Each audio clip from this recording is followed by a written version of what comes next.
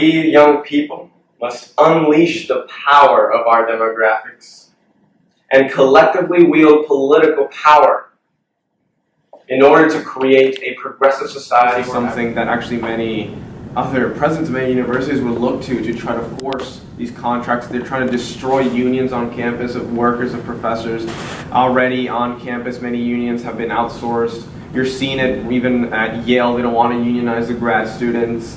This is happening all over. It's just a money-making business. And even our school, which is a private, non-for-profit, it's not a for-profit school, still they're trying to make as much money as they can. You have these board members that are Wall Street executives, people that are not in academia, that do not look at education as a right, because that's how it should be, but instead they look at it through a corporate mindset. They're cutting programs, very essential programs. You can't major right now in LIU in programs like philosophy, and for new people, philosophy, economics, absolutely ridiculous. But the thing is that that attack on higher education then transcends into just an attack on our generation. Because if we're not able to not just get an education, but not get shackled with so much debt, then it makes it it's so hard to just move in society. And that is one of the reasons why I think as young people, we need to fight for youth liberation.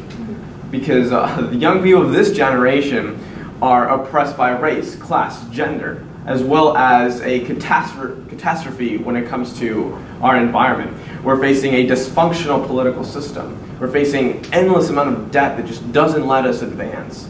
And the reality is that we need to take power as much as we can from everywhere they can and use that in order to fight back against these policies, because the corporate side of everything, I mean, everything's been corporatized almost.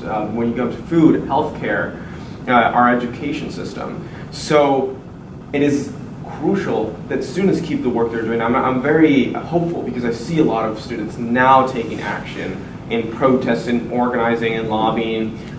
So Young Progressives of America, actually, we lobbied for the free college bill that was being proposed. We spoke to many senators, state senators, and there was a lot of push from the lobbies. There was a lot of lobbying done by charter schools and private schools that did not want that to happen. Although we, some of the students that went to the lobby are part of LIU Brooklyn, which is a private school, we thought, well, of course, we need a free college. So we weren't going to, just appease the administration of our school. We fought for that, and thanks to so much of the efforts of these students that was able to get through, it's progress, and it's a huge fight. I think history is a fight between these forces, and I personally believe that if us young people keep fighting and keep doing what we're doing and not let the corporate side of administration bully us, and not just fight for us, but the workers and our professors on campus that are also getting treated terribly, then I believe that we can really work towards a mass movement to sort of get higher education to be a human right, not a commodity. Now, intersectionality is a term coined by Kimberly Williams Crenshaw, who's a black feminist, and it incorporates the ideas that we need to be fighting for all the issues because they're all interconnected. Race, class, and gender. People don't live single issue lives. There's people that are oppressed by their class, their gender, and their class. And there's people who are oppressed by two of them. And even if the person is oppressed by one, just class, unless you're able to liberate the other groups that are suffering, you're not going to get freedom yourself. We have to be there for black liberation, for women's liberation. We have to be there as well for indigenous liberation, because the system is working and oppressing all these groups at the same time. And unless there's solidarity, there's not going to be a real way of dismantling oppression. So I want to ask each and every one of you, how important do you think it is, and how we can use it to build this movement and to communicate to people? Because some people don't even know what intersectionality means. Super, super important. Because all of us, every single one of us has some type of privilege, and we have to recognize that. And we need to learn, like I said, how to interact with other people, other communities, and we need to understand the issues that other people face that we might not. And I read something on Twitter the other day, I can't remember who said it, but it said that you don't need to be a voice of the voiceless, just pass the mic. And that's exactly what we need to do. We need to hear everybody out. So They show up, they talk about issues as if, we're all women, at the end of the day, it's the same thing. It's totally not. We all have completely different struggles. You might have heard, the 77 cents a woman makes a man's dollar, right? That's the one number we all know. Black women are making 65. Latino women are making 55.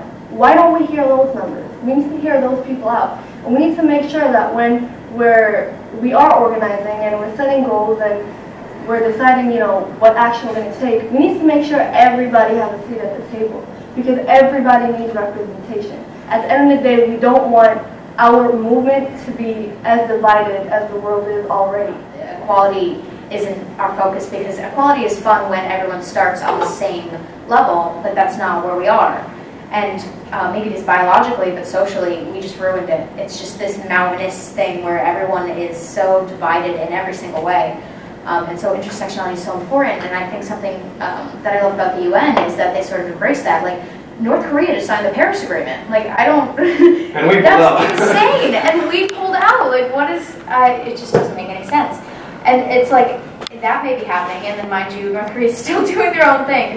Like, we can't go in there, but like, that's just crazy to me, is that they just embody this multilateral cooperation, and it's, I don't know, it's inspiring. Actually, in grad school, I was in a very white program, and in some ways, I was reinforcing this type of whiteness within organizing, and that's something I have learned over the last year. It was a failure of mine, and I also learned that you can't just kind of, it's not enough to just make sure you have like people of color at your meeting. It's about creating a space where that is welcome.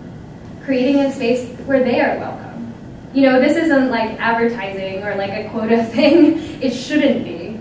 It should be creating, like, if you end up with an all-white organization and then like one person of color like happens to show up one day, like I've seen this happen, they're peacing out. Like after that, like just being in that in that situation, it's not about kind of using the strategies of capitalism in order to attract people. These ideas about maybe like advertising or just like relying on kind of like these market forces. It's about true engagement. It's about true community, and it's about reflecting in your organization the communities within the area.